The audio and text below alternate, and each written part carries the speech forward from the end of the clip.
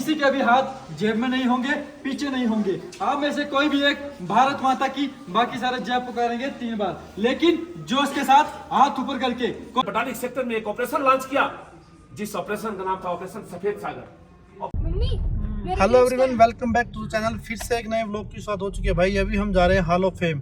जो मैंने पिछले व्लॉग में आपको बताया था कि हम हॉल ऑफ फेम आपको दिखाएंगे, अभी वो बंद हो गया था टाइम। अभी जा रहे हैं, अभी टाइम हुआ शाम के 4 बजे है, तो जा रहे हैं हॉल ऑफ फेम, वो आपको दिखाते हैं अभी।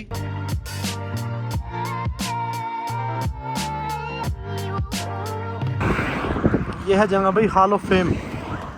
देखो कितनी प्यारी सुंदर जगह है ये। भाई लोग फोटो क्लिक करा रहे हैं, बहुत प्यारी जगह है ये देखो। और ये है सामने टिकट काउंटर।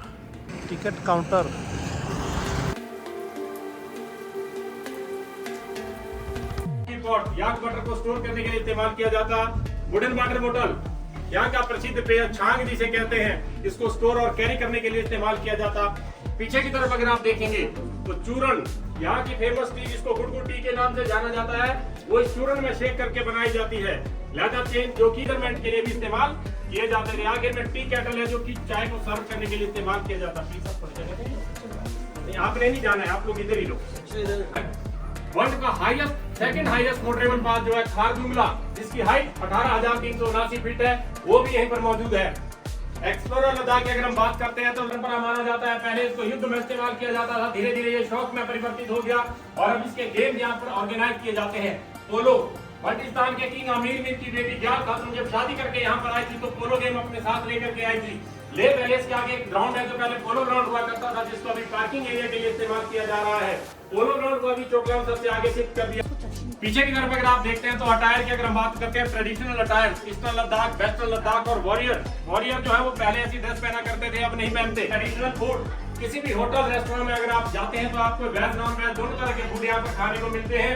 यहाँ के खाने में ज्यादातर गेहूं के आटे और याक बटर का इस्तेमाल किया जाता है। इस क्लाइमेट के हिसाब से दोनों चीजें काफी हेल्दी।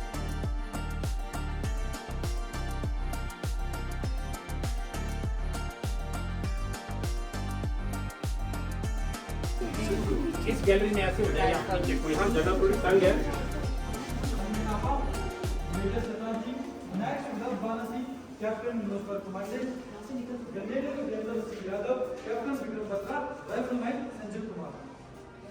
चाहता हूँ किसी के भी हाथ जेब में नहीं होंगे, पीछे नहीं होंगे। आप में से कोई भी एक भारत माता की, बाकी सारे जय पुकारेंगे 3 बार, लेकिन जोश के साथ हाथ ऊपर करके। कोई भी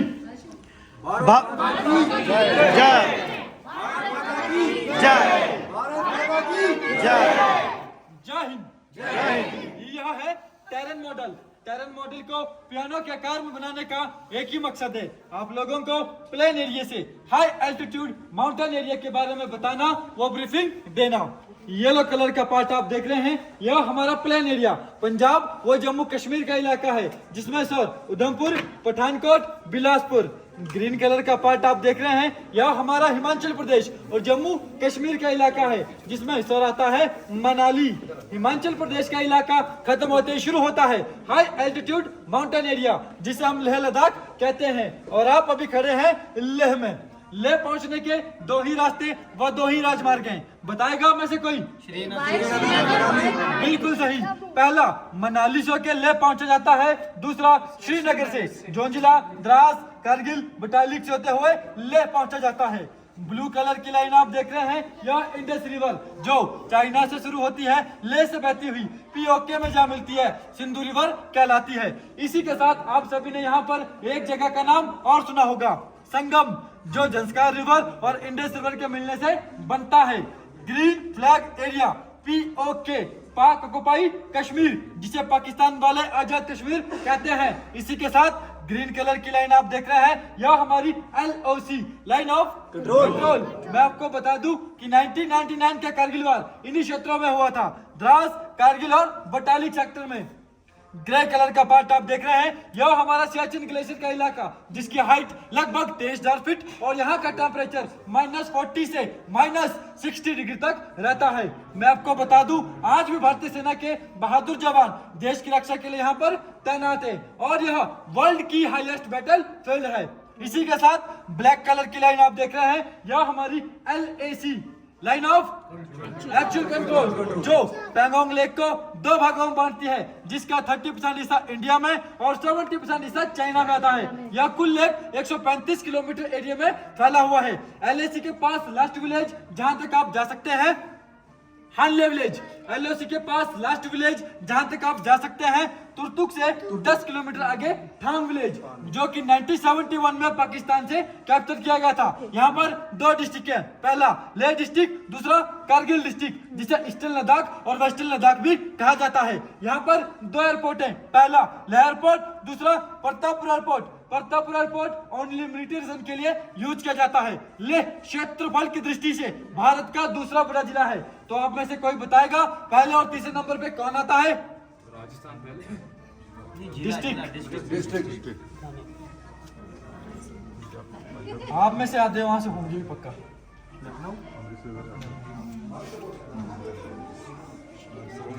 नहीं सर, बता दो, आप ही बता दो।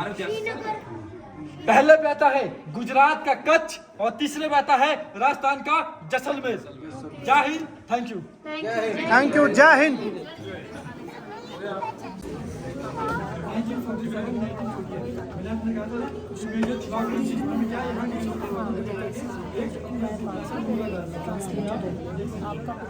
मैंने एक और नाम भी लिया था, भारत माता की जय, भारत माता की जय, भारत माता की जय, वंदे मातरम, वंदे मातरम, वंदे मातरम। जब आपका हाथ ऊपर खड़ा होता है तो हमें ऐसा एहसास होता है कि 140 करोड़ देशवासियों का हाथ भारतीय सेना के साथ है। ओके, बोलिए, कौन बोलेंगे? भारत माता की जय, भारत माता की जय, भारत माता की जय। कारगिल और सियाचिन गैलरी में मैं आप सभी का हार्दिक स्वागत एवं अभिनंदन करता हूं। इस गैलरी में आपके सामने दीवार पर 1999 कारगिल युद्ध में चलाए गए सारे ऑपरेशन फोटोग्राफ्स के माध्यम से दिखाए गए हैं। मेरे सामने गैलरीज में सियाचिन ग्लेशियर में भारतीय सेना किस प्रकार सर्वाइव और ऑपरेट करती है तथा कुछ माउंटेनरी इक्विपमेंट के बारे में जानकारी दी गई है। मेरे बाएं गैलरी के बीचों बीच शोकेस में 1999 कारगिल युद्ध के दौरान भारतीय सेना द्वारा पाकिस्तानी सेना से जब्त किए गए कुछ हथियार प्रदर्शित किए गए हैं, जिसे आप मेरे ब्रीफिंग के बाद देख सकते हैं। ये जो मॉडल आप देख रहे हैं, यह मॉडल एक टेरन मॉडल है। टेरन मॉडल, जैसा कि आप सभी जानते हैं, किसी भी देश की सेना कोई भी ऑपरेशन लॉन्च करने से पहले अपने देश के सैनिकों को उस इलाके के बारे में जानकारी देने तथा ऑपरेशन समाप्त होने के बाद डीब्रीफिंग करने के लिए टेरन मॉडल का इस्तेमाल करती है। इस मॉडल का नॉर्थ एरो के माध्यम से दिखाया गया है, जबकि वास्तविक नॉर्थ भी इसी दिशा में है। इस मॉडल पर लाल रंग से दिखाई गई रेखाएं इस इलाके की छोटी तथा बड़ी सड़कों को दर्शाती हैं। इस मॉडल पर ब्लू रंग से दिखाई गई रेखाएं इस इलाके की छोटी तथा बड़ी नदी नालाओं को दर्शाती हैं। इस इलाके में एक मुख्य मार्ग जो कि श्रीनगर से जोजिला, द्रास, कारगिल होते हुए लेह को जोड़ती है। इस इलाके में मुख्य 3 नदियां जो कि शिगार, शिंगो और इंडस रिवर बहती हैं। इस मॉडल में लाल रंग से दर्शाए गए कुछ गांव गुलतारी, गोंड, मटियाल, बिजोट और मरोन, जो कि पाक ऑक्युपाइड कश्मीर के कुछ गांव हैं। और एलओसी भी इन इलाकों से होकर गुजरती है। एलओसी समझते हैं आप लोग? Line of control. और पाक ऑक्युपाइड कश्मीर क्या है ये? The part of India on which Pakistan is like having possession. वो पाकिस्तान वाले क्या बोलते हैं उसको? आजाद कश्मीर है किसका है? है किसके पास? बस इसीलिए तो कहता हूँ आजादी अभी अधूरी है। कैसे उल्लास मनाऊं मैं, थोड़े दिन की मजबूरी है। दिन दूर नहीं, खंडित भारत को पुनः अखंड बनाएंगे। गिलगित से गारो पर्वत तक आजादी पर्व मनाएंगे। भारत माता की जय। 1999 कारगिल युद्ध भी इन इलाकों के अंदर हुआ था। कारगिल युद्ध हुआ क्यों? कोई बच्चा बताएगा? अंडर 14 जिनका टिकट एक्सक्यूज हुआ था। अंडर 14 जिसका टिकट एक्सक्यूज हुआ तो पाकिस्तान आगे तक आ गया। 1999 कारगिल युद्ध से पहले भारत और पाकिस्तान सरकार के बीच एक समझौता हुआ था। समझौते के तहत यह तय हुआ, बोलो टीवी चलाएंगे। समझौते में यह तय हुआ ठंडियों के मौसम में ऊपरी बर्फीली चोटियों से दोनों देशों की सेना नीचे बेस में डाउन हो जाएगी। भारतीय सरकार ने समझौते का पालन करते हुए अपने देश के सैनिकों को नीचे बेस में डाउन कर लिया, लेकिन पाकिस्तान ने ऐसा नहीं किया।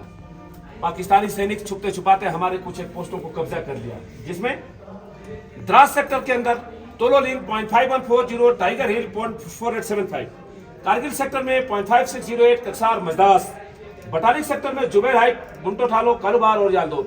इस प्रकार कुल 134 किलोमीटर के इलाके पर पाकिस्तानी सेना का कब्जा हो चुका था। पाकिस्तानी सेना को जितना कब्जा करना था कर चुके थे। बारी थी भारतीय सेना की पाकिस्तानी सेना को मुंहतोड़ जवाब देने की, जिसकी शुरुआत 2 मई 1999 को बटालिक सेक्टर से शुरू की गई। लेकिन हमें कैसे पता चला कि हमारे पोस्टों पर पाकिस्तानी सेना आ चुकी है? अंडर 14 अगेन, एक गांव के एक आदमी ने मैं अंडर 14 पूछा सकता, अंडर 14 ओनली। टिकट तो इनका एक्सक्यूज हुआ है ना। आपको जो बनना है बन चुके हैं, भारतीय सेना में अब इनको आना है। बिल्कुल बिल्कुल, हमारे भविष्य वही है। बताओ बताओ बताओ बेटा बताओ। एक गांव के बंदे ने बताया था। एक गांव के बंदे ने बताया था, वो अपने उनका याद चला गया था, वो उनको देखने गए थे, उन्होंने इंडियन आर्मी को बताया था वहाँ पे पाकिस्तानी आर्मी है। बिल्कुल। बटालिक सेक्टर में एक चरवाहा जिनका नाम था श्री तासी नामजाद अपनी बकरियों को लेकर हरियाली की खोज में मुंटो ठालो इलाके में जाया करते थे। उन्होंने एक दिन देखा वहां पर पठानी सूट में कुछ सिविलियंस पत्थर से बंकरों का निर्माण कर रहे हैं। उन्हें देखने के बाद ऐसा एहसास हुआ कि ना ही तो भारतीय सैनिक हैं और ना ही ये भारतीय नागरिक हैं, ये पाकिस्तानी सेना अपना स्वरूप बदली करके भारतीय सरजमी पर बटालिक सेक्टर में एक ऑपरेशन लॉन्च किया, जिस ऑपरेशन का नाम था ऑपरेशन सफेद सागर। ऑपरेशन सफेद सागर इसे इसलिए नाम दिया गया क्योंकि ज्यादा बर्फीली और ऊंची चोटियां होने की वजह से यहाँ पर भारतीय थल सेना और भारतीय वायुसेना दोनों का संयुक्त ऑपरेशन चलाया गया। इस ऑपरेशन के तहत बटालिक सेक्टर के सारे पोस्टों को रिकैप्चर कर लिया गया, लेकिन कालूबार 0.4812 के ऊपर अदम्य साहस तथा वीरता का परिचय देते हुए दुश्मनों से लड़ते लड़ते 1/11 गोरखा राइफल के कैप्टन मनोज कुमार पांडे वीर गति को प्राप्त हुए। इस वीर सपूत की बहादुरी को देखते हुए भारतीय सरकार द्वारा इन्हें मरणोपरांत परमवीर चक्र से सम्मानित किया गया। Captain Manoj Kumar Pandey National Defence Academy में पढ़ते हुए परमवीर चक्र देख पाने का सपना पूर्ण कर चुके थे, लेकिन यह वीर सपूत इस शुभ दिन को देखने के लिए इस धरती पर मौजूद नहीं थे। मां भारती के तिरंगे को ओढ़े हुए मां भारती का यह लाल मां भारती की गोद में हमेशा हमेशा के लिए समा चुका था। अगली बारी थी द्रास सेक्टर के पोस्टों को रिकैप्चर करने के लिए यहां भी एक ऑपरेशन चलाया गया, जिस ऑपरेशन का नाम था ऑपरेशन विजय। द्रास सेक्टर में हमारे लिए सबसे महत्वपूर्ण पोस्ट तोलोलिंग, जिसे हमको रिकैप्चर करने में तकरीबन 1 महीने का समय लगा था, क्योंकि तोलोलिंग 0.5140 से दुश्मन की निगरानी में था। और यह पोस्ट हमारे लिए महत्वपूर्ण इसलिए था क्योंकि तोलोलिंग से नेशनल हाईवे नंबर 1 दुश्मन की निगरानी में थी। यदि तोलोलिंग को कैप्चर नहीं किया जाता तो national highway number 1 cut off हो जाता, और आज हम जहां पे खड़े हैं यहाँ पे कौन होता? पाकिस्तान आर्मी। क्या ऐसा होने दिया जाता? ऐसा नहीं होने दिया जाता। इसीलिए तोलोलिंग को रिकैप्चर करने का टास्क दूसरी बटालियन राजपुताना राइफल के कैप्टन विजय थापर को दिया गया। कैप्टन विजय थापर बोला मैंने। कैप्टन विजय थापर अदम्य साहस तथा वीरता का परिचय दिखाते हुए तकरीबन 1 महीने तक चले इस गुत्थम गुत्थी के युद्ध में पाकिस्तानियों को वहां से खदेड़ने के लिए मजबूर कर दिए, वहां से भागने के लिए मजबूर कर दिया और भारतीय तिरंगे को वहां पे फहराए। लेकिन इस युद्ध में कैप्टन विजय थापर वीर गति को प्राप्त हुआ। यह वीर सपूत शहीद होने से मात्र 2 दिन पहले अपने अंतिम भावनाओं को, अपने अंतिम इच्छाओं को एक पत्र में लिखे। वह पत्र अपने मम्मी पापा के नाम से लिखे। वो पत्र इस म्यूजियम में द लास्ट पोस्ट के नाम से यहाँ पे लगाया गया है। आप सभी प्यारे देशभक्त देशवासी जाने से पहले इस वीर सपूत की अंतिम भावनाओं को अपने साथ संजो कर जरूर ले जाइएगा। उसके बाद अगली बारी थी 0.5140, जिसे रिकैप्चर करने का टास्क 13वीं battalion the Jammu and Kashmir rifle के कैप्टन विक्रम बत्रा को दिया गया। उनका एक और भी नाम था, कोई बताएगा? क्या था? आवाज नहीं आई। आपकी आवाज विक्रम बत्रा सर के लिए एक श्रद्धांजलि होगी। क्या नाम था?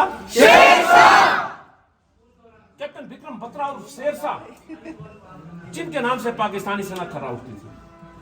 ऐसा माना जाता है कि युद्ध के समाप्त होने के बाद 5 साल 7 साल बाद तक पाकिस्तानी माएं अपने बच्चों को बोलती थी, बेटा सो जा नहीं तो शेरशाह आ जाएगा। पाकिस्तानी सैनिकों को सपने में भी कैप्टन विक्रम बत्रा और शेरशाह दिखाई देते थे। कैप्टन विक्रम बत्रा और शेरशाह .5140 के ऊपर भारतीय तिरंगे को हमेशा हमेशा के लिए फहराए और वहां से 4 अक्षर का एक मशहूर सक्सेस कोड अपने कमांड पोस्ट को पास किए। क्या था? दिल मांगे मोर। क्या था? कहा जाता है कि जब शेर भूखा होता है उसके मुंह में शिकार जब लग जाता है तो दुश्मन की खून का प्यासा हो जाता है। इसी प्रकार कैप्टन विक्रम बत्रा और शेरशाह पाकिस्तानियों को खून के प्यासे हो चुके थे। कैप्टन विक्रम बत्रा और शेरशाह .5140 पर दुश्मन को हताहत करने के तत्पश्चात .4875 की तरफ अग्रसर हो चुके थे। लेकिन दुर्भाग्यवश .4875 पर भारतीय तिरंगे को फहराने से चंद सेकंड पहले कैप्टन विक्रम बत्रा और शेरशाह दुश्मन के गोलियों का शिकार होते हैं और मां भारती का यह सपूत मां भारती के तिरंगे को ओढ़ते हुए मां भारती की गोद में हमेशा हमेशा के लिए समा जाता है। इस वीर सपूत की बहादुरी को देखते हुए इन्हें मरणोपरांत परमवीर चक्र से सम्मानित किया गया। लेकिन भारतीय सेना कभी रुकती नहीं है। इन्हीं के प्लाटून का सिपाही राइफलमैन संजय कुमार दुश्मन के बंकर में फायर करती हुई बंदूक को पकड़ के अपने हाथों से खींच लिया और दुश्मन की गन से दुश्मन को मारता हुआ वीर सपूत आगे की तरफ बढ़ता चला गया। अंततः यह वीर सपूत .4875 पर भारतीय तिरंगे को फहराया और इस वीर सपूत की बहादुरी को देखते हुए इन्हें परमवीर चक्र से सम्मानित किया गया। राइफलमैन संजय कुमार आज भी भारतीय सेना में सूबेदार मेजर के पद पर सुशोभित है और राष्ट्रीय रक्षा अकादमी खड़गवासला में सेवारत है। उसके बाद अगली बारी थी असंभव प्रतीत होने वाली टाइगर हिल। मैंने एक वर्ड बोला, असंभव प्रतीत होने वाली। भारतीय सेना के लिए ना उस समय कुछ असंभव था, ना आज कुछ असंभव है और ना ही भविष्य में कुछ असंभव होगा। भारत माता की जब तक भारतीय सेना अपने सीमाओं की निगाहबानी में बैठी हुई है, किसी भी देश की इतनी हिम्मत नहीं है भारतीय सीमाओं की तरफ अपनी आंखों को उठा करके देख ले। जो हमारी सीमाओं की तरफ आंखों को उठाकर देखेगा उसकी आंखें निकाल ली जाएगी। टाइगर हिल तकरीबन 90 डिग्री खड़ी चढ़ाई पर थी। असंभव जरूर थी, दिखती असंभव जरूर थी, लेकिन कहा जाता है हिम्मत वालों का डर से कोई वास्ता नहीं होता। हम कदम वहां रखते हैं जहां कोई रास्ता नहीं होता। इसीलिए टाइगर हिल जिसे रिकैप्चर करने का टास्क 18वीं बटालियन ग्रेनेडियर्स रेजिमेंट के लेफ्टिनेंट बलवान सिंह को दिया गया।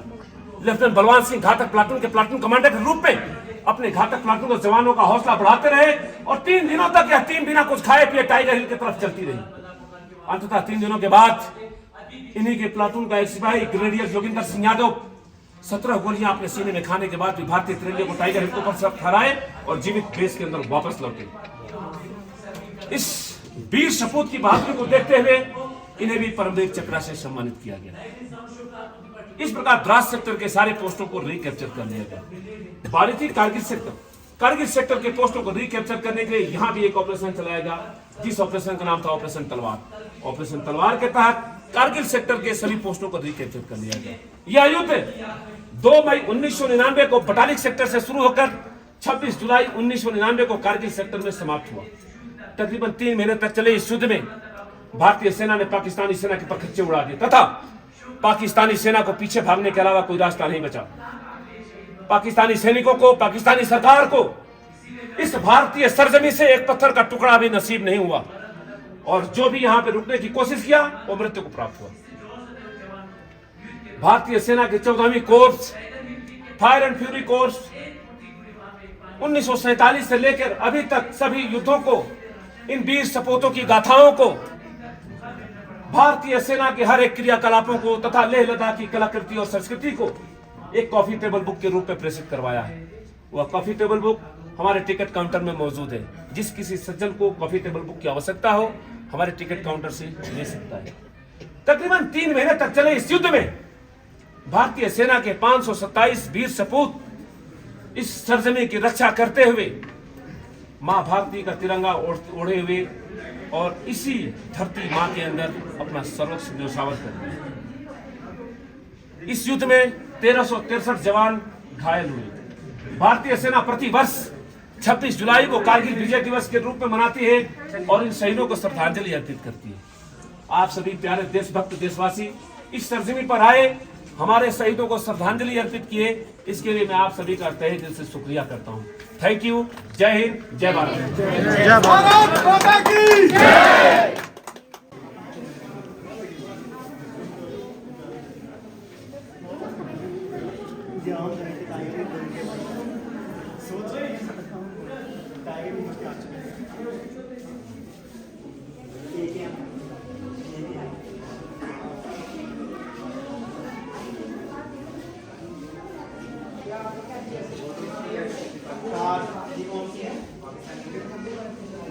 सियाचिन में इस तरह की ड्रेस पहनना फौजी।